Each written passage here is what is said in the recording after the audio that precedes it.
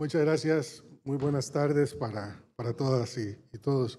Querido presidente Moreno, señora primera dama, queridos colegas expresidentes, señor secretario general de la Organización de Estados Americanos, señores ministros, ministras, embajadoras, ex embajadoras, amigas, amigos, quiero agradecer al Instituto Interamericano para la Democracia esta invitación que sigue una convocatoria del presidente Moreno que atiendo con mucho entusiasmo, al compañero y amigo Carlos Berzaín, a Beatriz Rangel, muchas gracias por toda la organización que nos trae aquí. He de decirle a nuestro querido moderador que yo prefiero, aunque respeto el uso anglosajón del presidente para siempre, que me digan expresidente.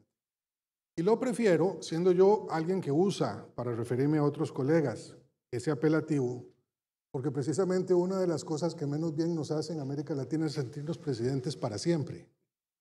Y me gusta que me lo recuerden para saber que uno sirve las veces que la Constitución le diga, una o varias, dependiendo lo que cada país determine, pero con un punto final en algún momento.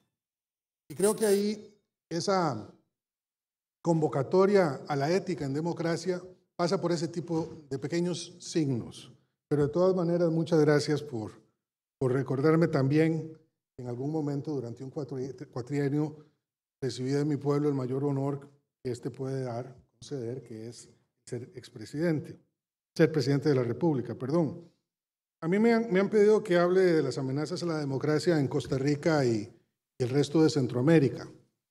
Sobre Costa Rica, he de decir que con los problemas normales y algunos de ellos agravados por la acumulación de disfunciones como las que hablaré después, la situación de la democracia creo está mejor que en otras partes. No quiero de ninguna manera señalar con ello que no necesitaremos hacer importantes correctivos. Hemos visto una serie de fenómenos en los últimos años que denotan ciertamente que hay problemas que deben ser atendidos con urgencia, pero muy lejos de aquellos que desafortunadamente afectan a naciones vecinas.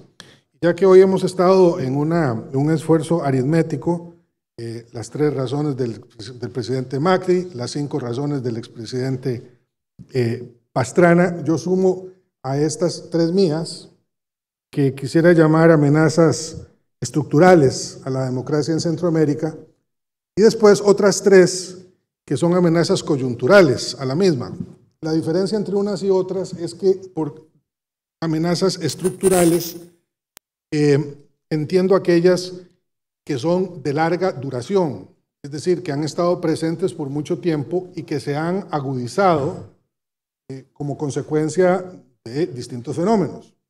Mientras que las coyunturales son estas que tanto nos aturden y que nos preocupan, que derivándose quizá de las primeras, tienen su propia dinámica y pueden meternos en muchos líos en su administración. Las 3 amenazas estructurales para mí son las siguientes. Primero, para la región centroamericana, la pobreza y la desigualdad que se han multiplicado como resultado directo de la pandemia. Y no hay apelación, yo creo que todos estamos claros de que políticas más o menos buenas, el resultado neto de la pandemia es más pobreza y más desigualdad, las 2 cosas, más pobreza y más desigualdad, que no son lo mismo. Los promedios de esta pobreza y esta desigualdad no afectan a todo el mundo por igual, afectan más a las mujeres, afectan más a las poblaciones rurales, afectan más a los jóvenes y también a los afrodescendientes, es decir, a los grupos llamados de poblaciones especialmente vulnerables. Y en ese sentido hay que pensar cómo recuperar el promedio y temas como el de recuperar, lo decía muy bien el presidente Macri, la inversión extranjera directa es esencial para mejorar los ingresos que se miden por el PIB, pero también hay que ver cómo se llega a estos grupos de manera específica, con políticas públicas que en efecto permitan la incorporación de estos sectores a la vida económica. Un caso específico. 50% de nuestras poblaciones son mujeres y sin embargo en buena medida están excluidas de la economía.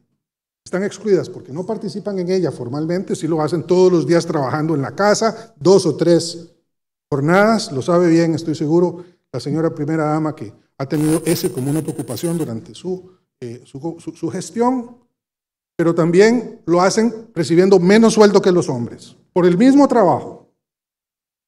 Por lo cual, por supuesto, las discriminamos 2 y 3 veces más. Ahí creo que hay que tener políticas específicas porque si no, a esas poblaciones no se les llega, especialmente si no están adecuadamente educadas y si no se les atiende con algunas cosas que me parecen muy sensatas, pero que son como traídas de otro mundo en algunas partes. Redes de cuidado para que puedan trabajar y llevar a sus hijos a esos lugares a donde que les libere el tiempo que necesitan para trabajar en sus diferentes espacios. Pero allí, en este tema de la pobreza y la desigualdad, especialmente me preocupan 2 cosas. La incapacidad de las economías centroamericanas de generar más empleo por sí mismas y por medio de las inversiones extranjeras directas. Y después los patrones de exclusión que se han ido asentando en los últimos años. Es decir, estamos expulsando mano de obra calificada o no, que salen de nuestros países abrumados por la situación política. Yo por eso en algún momento he dicho, lo publicó hace un año el Miami Herald, que nosotros no tenemos migrantes sino gente expulsada o gente que escapa. ¿Y quiénes son los que escapan y quiénes son los que se van? Y aquí estoy seguro que la experiencia familiar de muchas de las personas que nos acompañan así lo denota. Son las personas que tienen más iniciativa, son las que tienen menos miedo y muchas veces son las más calificadas. Entonces estamos perdiendo una gran cantidad de población productiva y en los últimos 25 años esa hemorragia de talento humano es grave. Primera amenaza estructural. Segunda amenaza estructural, economías insuficientes en Centroamérica, con la exclusión de Panamá por la dinámica particular que le impone el canal.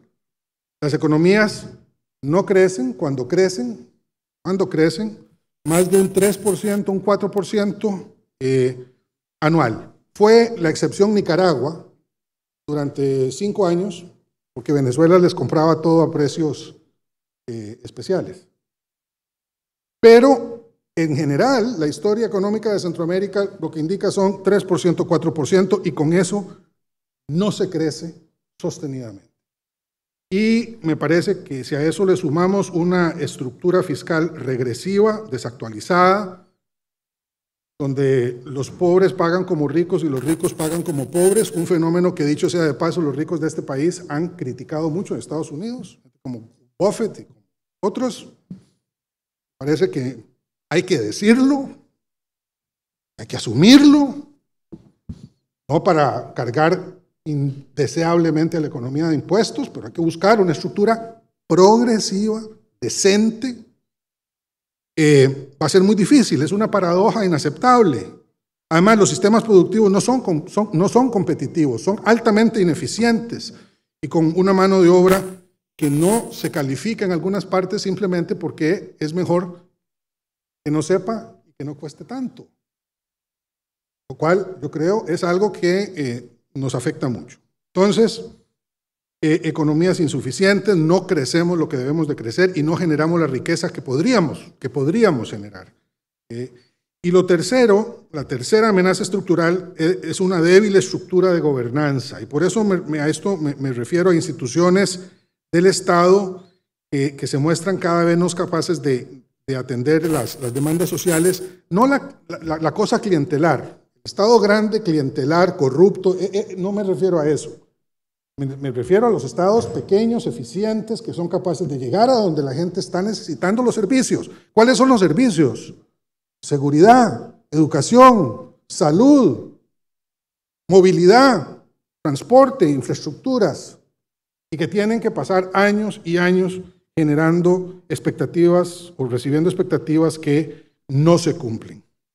Bueno, habiendo dicho lo anterior de esas tres amenazas estructurales, permítanme referirme a tres estructurales, coyunturales, o si ustedes quieren políticas. Y ya se han repetido aquí varias veces, se han dicho muchos casos específicos y yo traigo a colación los siguientes. Uno, creo que hay un colapso en la gobernabilidad en las dos dimensiones que los académicos nos encanta utilizar como paradigma de la gobernabilidad. En su versión de legitimidad, de calidad del mandato, que en las democracias tradicionales se mide generalmente por las elecciones y el mandato que se recibe del pueblo por medio de elecciones. Y la segunda, lo que el sociólogo guatemalteco Alberto Torres Rivas llamaba el buen gobierno, es decir, la capacidad de hacer bien lo que se espera que el gobierno haga. Y en un clima emponzoñado por la desconfianza, por la polarización, por la corrupción, por la falta de credibilidad de los políticos, todos nosotros, e inflamado por noticias falsas y también la llamada posverdad, a la cual han aludido ya muchas personas aquí, que se generan en redes sociales, en donde se vive el reino del anonimato, se puede decir, y se puede acusar de lo que se quiera a quien se quiera, sin que haya consecuencias. Las disfunciones de la democracia, que ya son importantes, porque no se puede tampoco tapar el sol con un dedo, hay disfunciones que son de verdad, se magnifican. Y ni siquiera países como el mío, como Costa Rica, que tiene una tradición democrática muy fuerte, como otros, Chile, Colombia, Ecuador, Argentina, hace que esto se produzca con expresiones de violencia. Segundo tema, la tentación autoritaria. Frente a esas disfunciones de la democracia, entonces surge el populismo y la propuesta de resolver todos los problemas de la democracia, no como lo proponía Jefferson, que decía que los problemas de la democracia se resolvían ¿cómo? Con más democracia, sino matando a la democracia y de paso llevándose en banda a quienes la defienden, destruyéndola integralmente, que es la receta que conocemos. Ya hay formas de saber cómo son esos pasos, ya el doctor Carlos Sánchez Berzaín nos los contó, y qué es lo que estamos viendo hoy, desafortunadamente, vívidamente en El Salvador. Es un país que no se había mencionado aquí, pero que tengo que obligación de mencionar. Y da lo mismo si no criticamos lo que está pasando en El Salvador y si criticamos lo que está pasando en Venezuela. Da lo mismo que no critiquemos lo que hace Bolsonaro y no lo que están haciendo Daniel Ortega y otros. Porque el populismo, como lo han dicho aquí 2 veces al menos, no tiene ideología. En ese sentido, creo que hay que decirlo con toda claridad. Hay un desmantelamiento en la separación de poderes, la cooptación del Estado de Derecho, el entronizamiento de un régimen autoritario, autorreferente, y que en su última fase se convierte en un régimen atroz, violador de los derechos humanos, que comete crímenes de lesa humanidad, como ha sido el caso de los gobiernos de Nicaragua y Venezuela, ratificados así por informes de todas las comisiones de derechos humanos de los principales órganos hemisféricos e internacionales. Tercera amenaza estructural, la amenaza del crimen organizado. La cuarta, el impacto del COVID en la economía y la salud pública, y que se suma, por supuesto, a el problema de los fenómenos extremos, como los 2 huracanes que golpearon a Centroamérica a finales del año pasado, generándonos gravísimas consecuencias económicas y sociales, humanas. En conclusión, creo que el panorama no es tranquilizador, pero hay que asumirlo. En política uno asume lo que viene, no lo que quisiera. Parece que la responsabilidad de la conducción política así lo demanda. Creo que hay que evitar hasta donde se pueda que se exacerbe la violencia y la exclusión. Es una muy mala cosa que tengamos muertos en nuestras calles y violencia como resultado de las condiciones que he señalado. Hay que defender la democracia. Estoy absolutamente de acuerdo con Mauricio Macri. En ese sentido, sin duda, tenemos que salir a decirlo y tenemos que salir a defenderla. denunciar los autoritarismos, las dictaduras y apoyar la transparencia y el Estado de Derecho, independientemente de donde éstas vengan.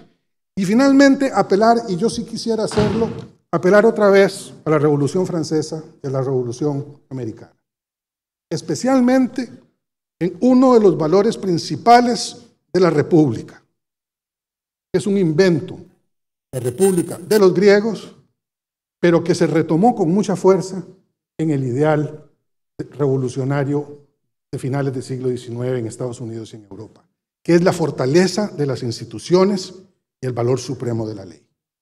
Muchas gracias.